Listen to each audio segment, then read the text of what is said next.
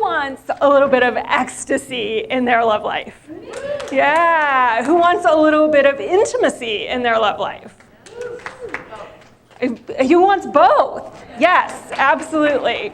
So I am so honored to be here and share with you this morning. I want to thank Laura for her vision and her passion and her commitment for putting this together.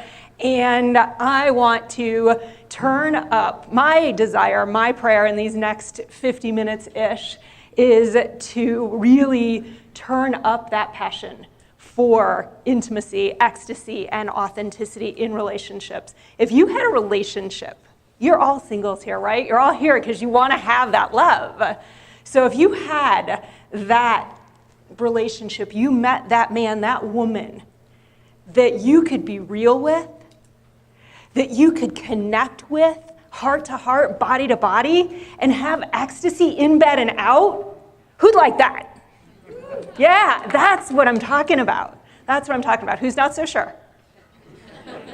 And seriously, there weren't any hands that went up, but that's probably the truth on some level. It's like, oh my God, can I really be that intimate, that vulnerable, that real, that loved for me? So that's what we're up to. I'm going to talk about this idea of captivate him, captivate her. But it is, how do we attract and then stay connected in the depths of who we are, through the ups and the downs, through the beauty and the mess, through the pain and the pleasure of relationship, because the truth is it's all of that, right? Isn't it? Who's had a relationship? Because you've all had relationships. Anybody had a relationship that was pleasure every moment? But so we want to get real that it's probably not going to be pleasure in every moment. But how do we turn not having every moment as that idea of pleasure into something that is actually really ecstatic? So that's what we're up to. And Eric, would you get me a glass of water, please? Thank you. And so I want to grab the remote here and flip us forward. So passion, pleasure, and even prosperity. And when I say prosperity, it is the richness of living a life fully, being who you are, being fulfilled, having that greatest experience of living in life.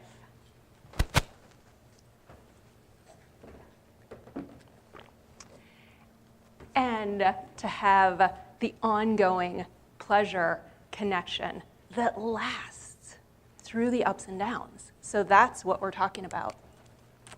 And I was just going to briefly, yes, I did get the opportunity to be on America's Got Talent and actually share a kissing lesson with Nick Cannon. And if you haven't seen the video, it's on YouTube. It's a little bit funny, but it was a blessing that, yeah, it was crazy, fun, and a real blessing to be able to get to share that. So that was the America's Got Talent. You are in the right place. If you've known heartache just a little bit too well, it hasn't gone exactly the way you wanted it to. You're in the right place if you're one of those people that wants to step out and really share yourself, but somehow you hold back. I want to do it right. I want to make sure they like me. I want to know what it's going to be like before I totally open my heart. So we hold ourselves back. You've watched that passion that was so there in those first few moments, those first few months, maybe those first couple of years, and then something happened. Where did it go? We're better friends than we are lovers. So you're in the right place if that's you. You're also in the right place if you are that strong, powerful, successful woman who does it all, tries to be it all, and you're tired. And you're wondering where maybe, if you happen to be a heterosexual woman, where all the strong men are. That one used to be me. I'll share some of my story. And it's also, you're in the right place if you are that great guy who feels like you're always trying so hard, in this case I'll use a heterosexual example again, to make a woman happy, and yet all the times that you try to make her happy, it never seems to be quite enough. Or you've been that nice guy that seems to be in the friend zone, or finish last. So if any of those sound like you or feel like you, you're in the right place. And I'm honored to be sharing. So why do I do what I do? Why do I speak to those things that I just shared? Well, the simple answer is because I know what it's like when it doesn't work. And it was really when I had my wake-up call to step into this, and Laura shared, I'm actually an engineer by degree, and would never in a million years have imagined standing on stage talking about intimacy and sex and love. But it started in the 70s, and it was two big aspects when I was growing up. And that was, it was the heart of the women's movement, or actually the next evolution of the women's movement, and all the conditioning of who we were supposed to be as women and what that meant. What was powerful, because we were getting an entirely new definition or thought process about what it meant to be powerful as a woman. And then there was also the divorce movement.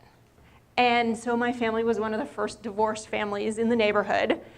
And so those two things had a huge influence on me and really started to formulate my beliefs about relationships, my beliefs about men. Like, I had all kinds of beliefs that you couldn't trust them, you couldn't depend on them, never let them see your vulnerability, a few other good things like that. And then there was also the fact that there was no, it's already been mentioned here, the amount of love that we have to have for ourselves. And I was looking for it from everybody else. I had this little pink t-shirt with a puppy dog on it that said, "If I follow you home, will you keep me?" Like, I wanted everybody to love me. But at the same time, there wasn't the love from me for me.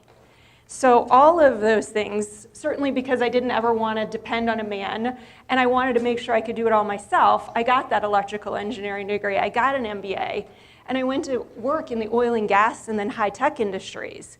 And I was climbing that ladder. And in the meantime, leaving college, I married 6'3", blonde-haired, blue-eyed, par golfer, concert pianist, valedictorian, Prince Charming. And we were divorced 4 years later. And we didn't have much sex in those 4 years.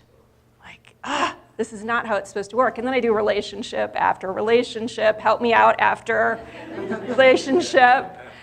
And I'm like, what's wrong with all the men? And I even would walk around and I'm like, why are all the men so sexually repressed? Fast forward a few years, and I was like, oh man, it was never them, it was me. No man could have ever brought me into the sexuality that I imagined I could have because I wouldn't let myself go there. It was, I couldn't have orgasms because I didn't trust men. And it wasn't about the men. It was about me knowing that I was okay so that I could trust them. So there was quite a journey. And then I had a wake-up call the week of 9/11 that actually brought in the idea of masculine and feminine dynamics. And it was this aha for me, and we'll talk some about this morning, this aha for me that what I thought a woman was pretty warped. And there was this feminine essence in me. And I'll talk to this more, but I'm speaking about myself as a heterosexual woman in this moment. And there was this feminine energy that I didn't think I was allowed to have. And I went, oh my God, but that's what I want. That's who I really am, but that's not who I'm supposed to be. But after that wake-up call, I was with Tony Robbins in Hawaii that week of 9/11. It was an incredible blessing in my life. But I walked away from that event and I went, oh my God, I have to figure this out for me, and then I have to help other women like me never have to go through what I went through, and help the men in our lives because they are amazing beings, and I've judged them and treated them pretty poorly, and I want to help all of us come into a deeper place of love and ecstasy and authenticity so that we can have those powerful relationships that I know are actually possible. So that's why I do what I do. That's what I'm here to share with you guys, how to really ignite that light in you. and attract that beloved, and then grow in the intimacy, deepen in the intimacy, expand into the ecstasy that is possible. Who wants some? Awesome. Anybody want to leave? Okay. All right, we're doing good.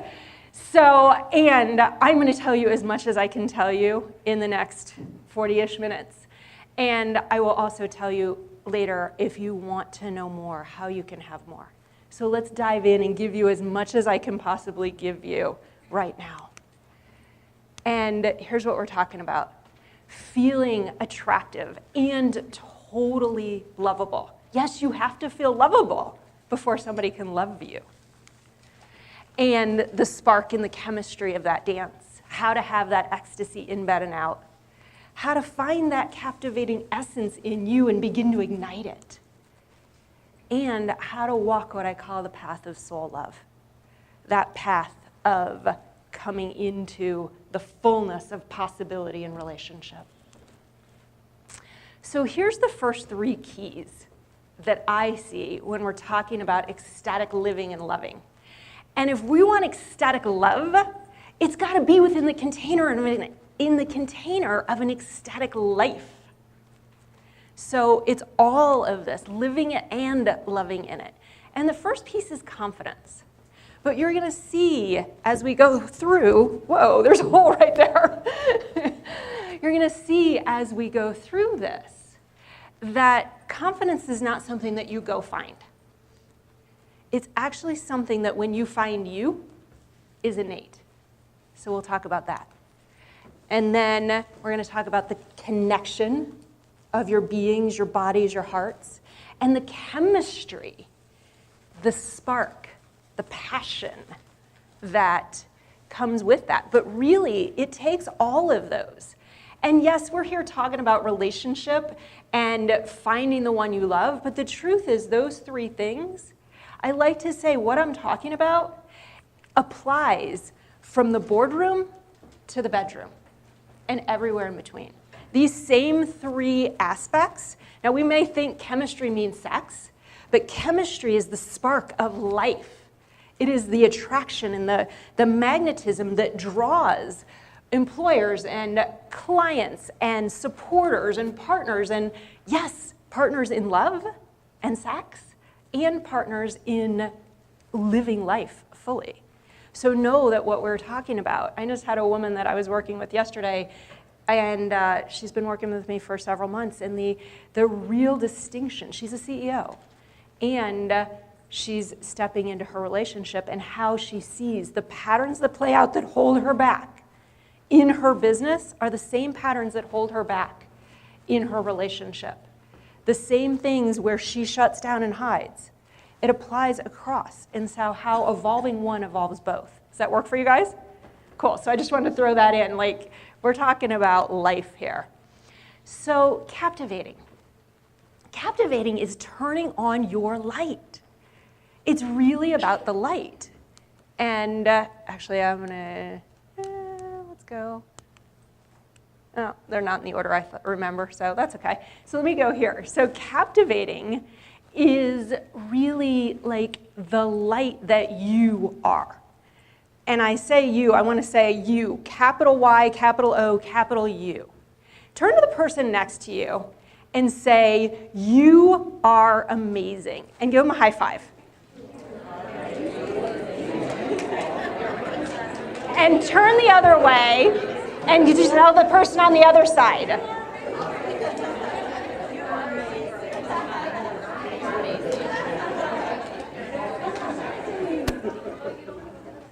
So, how did that feel? Good.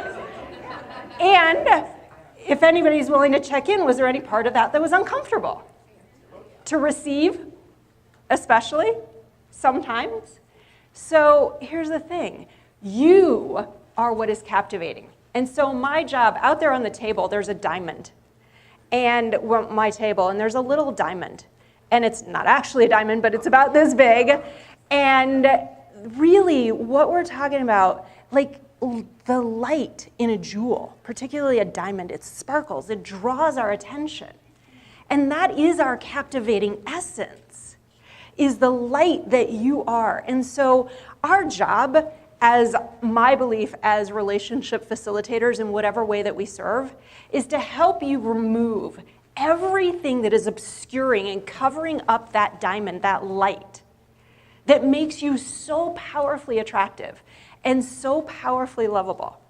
And the only thing that I'd say different is that when they measure diamonds out there for what goes in a ring or a piece of jewelry, the less flaws there are, the more it's rated.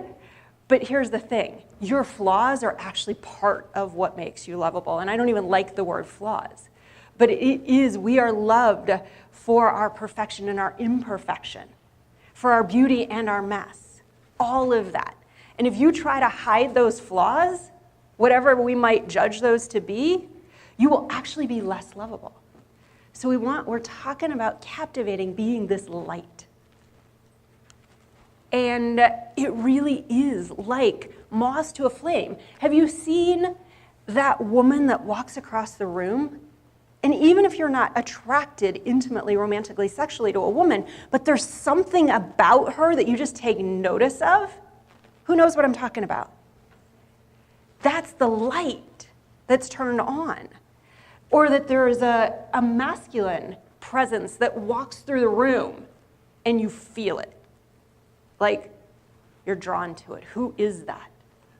It doesn't matter what body we embody, what gender that body is, but it is this presence that draws that attention. And again, this is professionally, it is romantically, it is life. We like to hang around the people that are turned on, right? We're drawn to those. That's what we're talking about. We're turning you on right now. Who wants to be turned on? Good. So why does it matter? Well, we're talking about it. It really is being you. And one of the first steps when I work with people in a long-term journey on stepping into soul love is what I call ecstatic authenticity.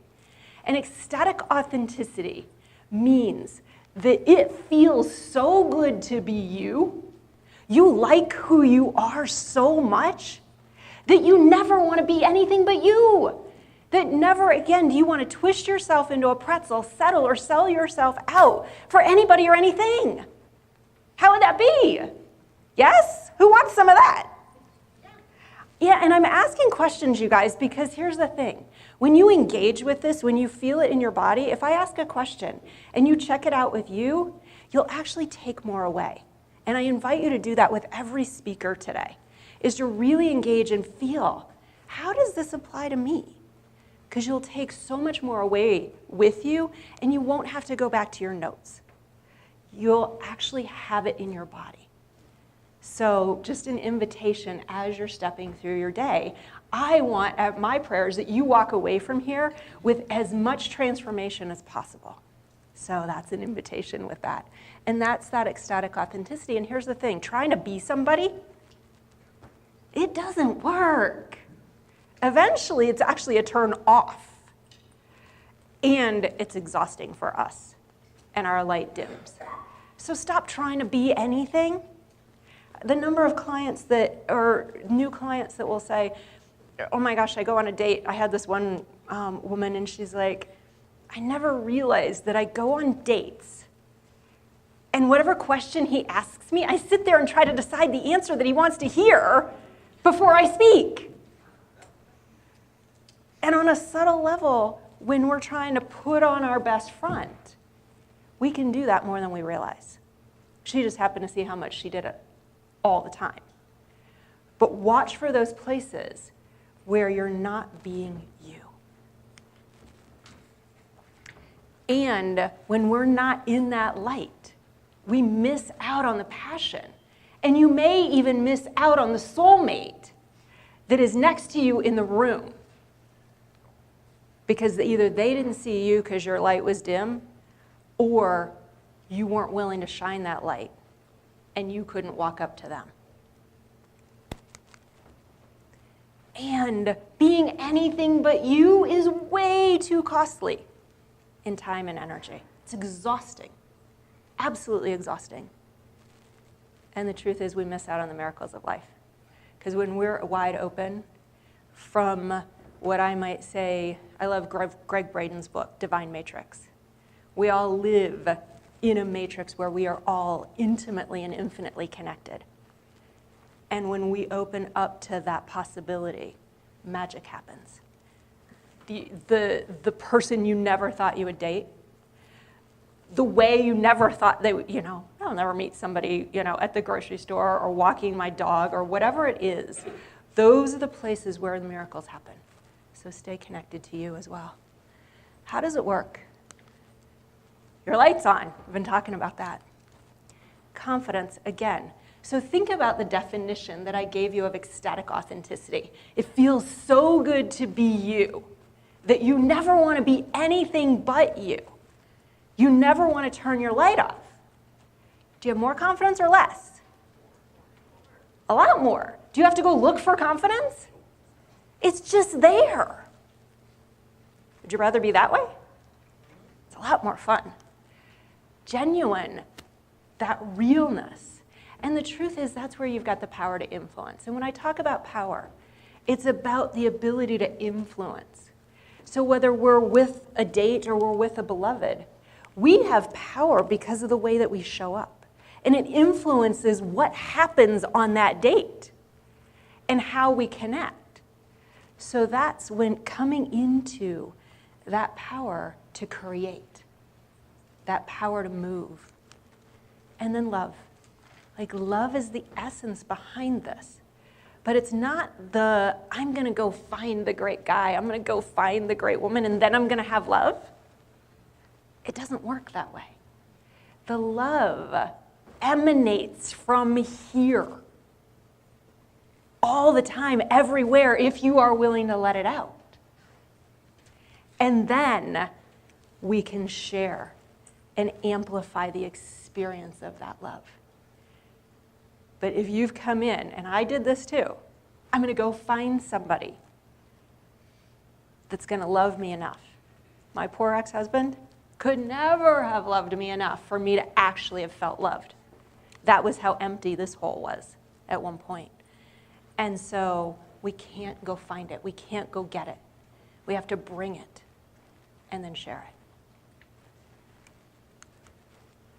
So another aspect of this is the masculine and feminine energy that lives within us. And it is part of the light that creates the spark. It's the electricity. It is the passion and the chemistry and the connection. And one of the things is that this energy, and I am talking about energy right now, so I want to be really clear. I'm not talking about gender, and I'm not talking about orientation when I talk about masculine and feminine energy. They are within each of us. And remember I said I woke up to, there's a woman in me? And what was really true is that I woke up to that there was a feminine essence in me. That's actually a more accurate statement. And so it was the yin and the yang symbol are the ancient expression of the masculine and feminine dance that inherently lives through life, that lives within each of us and then lives between us. And so it's the idea that opposites attract. Opposite energies attract. Masculine energy attracts feminine energy. And they're like magnets. So if you take the positive side and the negative side of a magnet and you bring them together, what do? They stick. So they actually come together, they stick. And does it take a little bit of force to pull them apart? Yeah. But what happens if I flip one of those magnets? They repel. How fast can I get away? And so, that 6'3", blonde-haired, blue-eyed power golfer, that guy, Prince Charming? Well, I was the engineer, and I was completely in my masculine energy. We're going to talk about what these two look like.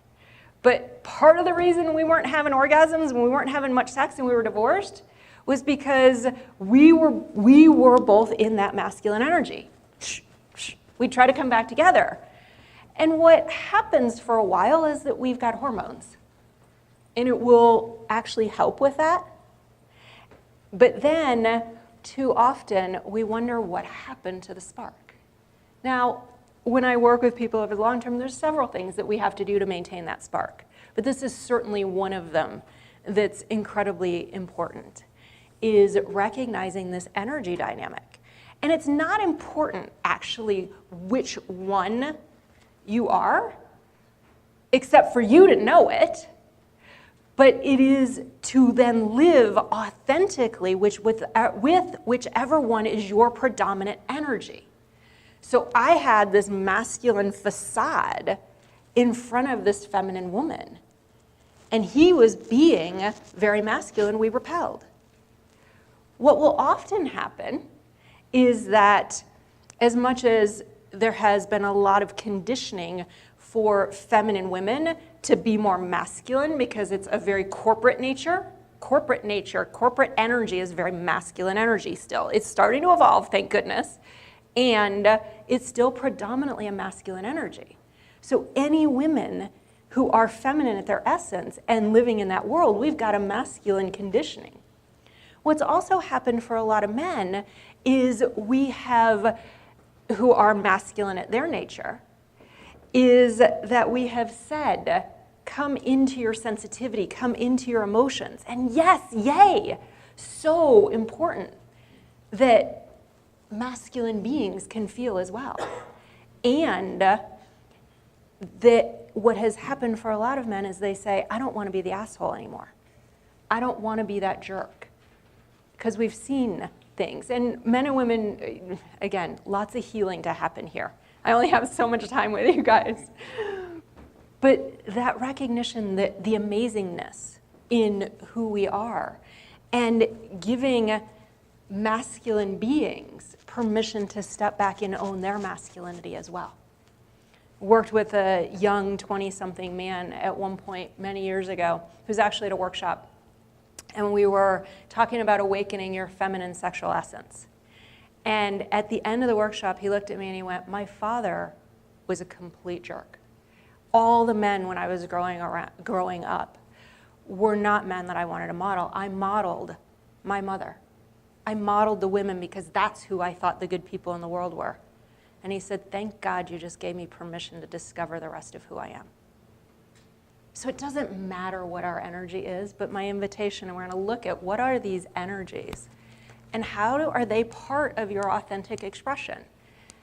And I spend a weekend teaching this, but we're getting you just the beginning of what is this energy that creates spark. And so the masculine is that directive, decisive, penetrating energy. It is the energy that goes forward. So if your energy is coming off your body, it's a really good indication that you're embodying masculine energy right now. Feminine energy, on the other hand, is a flowing, receptive, open, embracing, expansive, creative, wild energy. I had a gentleman call me at one point, and he said, you know, he's telling me about the woman he wants to attract into his life, and he says, I really want to attract a sexually uninhibited woman. She's fully expressed. And we continue, and I'm thinking, okay, as long as you're showing up as that powerful man, certainly you can attract her. Let's see what needs to happen to bring your diamond out. And then he continues, and he says, but I don't want a woman that's emotional. Bing! We got a challenge here. Houston, we have a problem. Yes, exactly. And so it is sometimes in our masculine and feminine exploration of each other, sometimes the very things that drive us nuts are also the ones that attract us. And they're just the flip side of the coin. So another piece, particularly in heterosexual relationships, is that we have to recognize that we're different. We have different needs, we have different wants, we have different desires. And in that recognition, we also have to give ourselves permission to come back home and be who we are. And that it was okay for me to say, I want to be the one that's asked out. The truth is, as the feminine being, I don't want to ask a man out. And that's okay. That's my experience. And I invite you over the course of this talk and the rest of the day to keep looking at what is authentic for you and to stop doing the things you think you should do to try to get a relationship and be you, because then you're going to attract the one that is a fit for you. Making sense? All right. So masculine, feminine. We're going to pop through this one. One of the things, so just as you're looking, some of you took pictures of that last chart. We want to look at how you're relating to those energies. And so for me, I was like, oh my God, I really want to be that feminine thing. Oh my gosh, that feels really good, but I'm not allowed to be that. So just notice as you reflect on these ideas of masculine energy or feminine energy, like what feels like how you show up. Like, this is how I do life. I was totally doing life masculine. But then I looked at it and I was like, oh, but yeah, that feminine thing, that as long as I don't go into the ones that we might label, I don't want to be that shadow side of the feminine. But like, if I'd just been in that, like who she is, like, yeah, that would feel really good. And then I also noticed who I was attracted to. And usually we're attracted to our opposite, unless we happen to be in that small percentage where it's very neutral. So just begin exploring that. And I can't tell you the number of men and the number of women who are shocked by what their actual authentic essence is. And that's one of the things that, it's one of the first things that I like to dive into is like, let's figure this out for you so you can really live into it. And your number one most captivating quality is you, exactly as you are. You. Turn to that person next to you. You are awesome.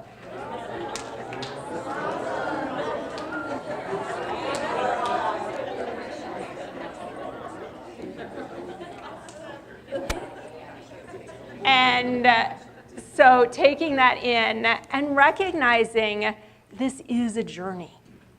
It is a journey before you meet that beloved.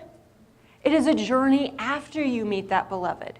It is a journey the whole way through. We are never going to land, and this is never going to be all perfect. So recognize you're not trying to get anywhere. You're trying to live the journey.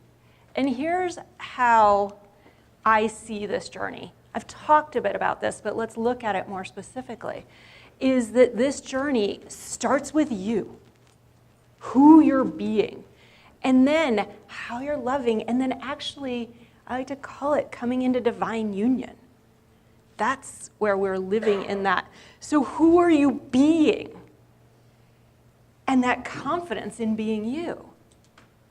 How are you relating? What are the dynamics? Are we trying to make our partner be like we are and expect that they're going to like what we like and do things the way we do things? Are we going to, run away from the conflict that is inevitable in a relationship? Or are we going to show up and really realize that actually conflict can turn into communion and transform our relationship into something even deeper? And then coming into the uniting, in bed and out, but the ecstasy of that union. It's self-love, it's romantic love, and it's divine love. And we have to live all of those loves simultaneously. We can't have one without the other. They all bring us into this fullest experience. And here's the thing. When I work with people, we got to start with ecstatic authenticity, because the truth is, see that willing to be seen and available for love? If we're not willing to be seen in all of who we are, remember I said the beauty and the mess, the perfection and the imperfection? The moment that we're ready to actually attract someone is the moment that we are available for love because we're willing to be loved for all of who we are, including the warts and the flaws and all the things that we wanted to keep hidden because we didn't think they'd love. That's when we get to come into actually being seen, and that's where love blossoms. We don't fall in love with somebody's perfection and greatness. We fall in love with their vulnerability, their humanness, right? Who have you seen that you walked in and they told you all your accomplishments and they're like, oh, that's who, I'm falling in love with you? Or is it when somebody really gets real with you? And we immediately fall in love and we don't even know the person. But that's the potential and power of love. And then we get to come into that mutual seeing and take this into, I don't have a lot of time to go into this, but there's so many things that get in the way in this process. Our stories of not being deserving or enough or worthy, or we put somebody up on a pedestal because we think they've got it better than we do, even if we're in love with them. And the judgments and the expectations and the guilts and the shames. Like, this is the stuff that gets in the way. And it's little by little unraveling it. So your diamond, I meant to bring that diamond in, but come see me out at the table so I can show you that diamond. That is who you are, and this is what we need to remove. All this stuff that gets in the way of loving. So that we come into this self-respect, this self-love, this self-honor. And then that cherishing and adoring of each other. And then being able to move into this ecstasy where what if we were actually devoted to that partner? What if, in a very conscious way, not on a pedestal, but we saw their divine light and we worshiped the divine being that they were? And that's a powerful word, but it is seeing. What if we held our partner with reverence all the time? And we held ourselves with reverence. What would that do to a relationship? That's the kind of love and intimacy that I'm talking about, is have that reverence, that honor for each other. And we keep going through the spiral. We keep going through the spiral. We start with the loving yourself, and that brings us into the intimacy. We open up, we have that polarity, that connection, and even that conflict. And all of that brings us into the union, the oneness, where do I begin and you end? Whether we're making love and having that spiritual, sensual, sacred, sensual experience, or whether we're standing and looking in each other's eyes in the kitchen or the bathroom, or holding their hand walking down the street. It doesn't matter. We can have that oneness everywhere. And so it's that spiral over and over. And if I want more ecstasy, so when I'm working with couples, like, we want to take that connection, that ecstasy, that union, that spiritual piece of our relationship to another level. Well, to take the ecstasy to another level, we have to take the intimacy to another level. And to take the intimacy to another level, you have to show up more authentically. Comes back to you. You start it all. So we spiral. So more authenticity, we get more intimacy, more ecstasy. Want more ecstasy, we got to build this intimacy. We got to, getting it? So I just, super high level, 1, 2, 3 programs that take you through this journey. This is how I take people through, just so you know there's a path. And some of you will be interested in more of that, and some of you won't. And if you are, will you guys put the handouts out for me? If you're interested in knowing more about this kind of love, soul love, and for me, I don't know why, but there's a playfulness, there's an intimacy, there's a passion. Like, this simple picture to me says so much about the passion, the pleasure, the intimacy of a relationship. And so if you want to know more, there are 2 ways to know more, and they're on these sheets. One of them is my Ecstatic Intimacy Jumpstart Kit. And there's a singles version and a couples version. In this particular workshop, you guys are going to check the singles version, but we're going to walk you through this roadmap to soul love. There are questions about, am I embodying the conscious masculine? Am I embodying the conscious feminine? What are the mistakes and the pleasures of the bedroom? So there's 4 different parts in there that will bring you into more depth personally and get some personal inquiry for you. So if you want that Jumpstart Kit, fill out the top and then check the singles, and I'll send you that via email. If you want to know more uniquely about how to do this for you, what's your personal path of soul love, I offer something called a Soul Love Breakthrough Session. We spend about 55 to 75 minutes on the phone together and really looking at your journey in that path. And so those are $197 on my website. They're a $497 value, but if you want to do that, I've got at least 10 spaces in the next 2 weeks. So fill that out and bring it back to me, and we will get you literally on my schedule today if you'd like to sit down and look at what does this look like. So fill that out, and if that's your prayer for soul love, then it's my prayer to serve you, because I know that there is nothing better in the world than this kind of intimate, soul to soul, heart to heart, body to body, authentic, intimate, and ecstatic love. It is that matters to me. And the next steps, the form, the Jumpstart Kit, and then if you want the breakthrough session, but this is the piece I wanted to share with you. My vision, to awaken every man and woman on the planet to this spiritual path of love so that you may know the deepest of pleasures, intimacies, joys, and connections that are available to us as humans. Live into that love. You deserve it. It is in you. You are that diamond. And I'm honored to support you. Thank you for letting me open this up and invite you into the power of love today. Blessings.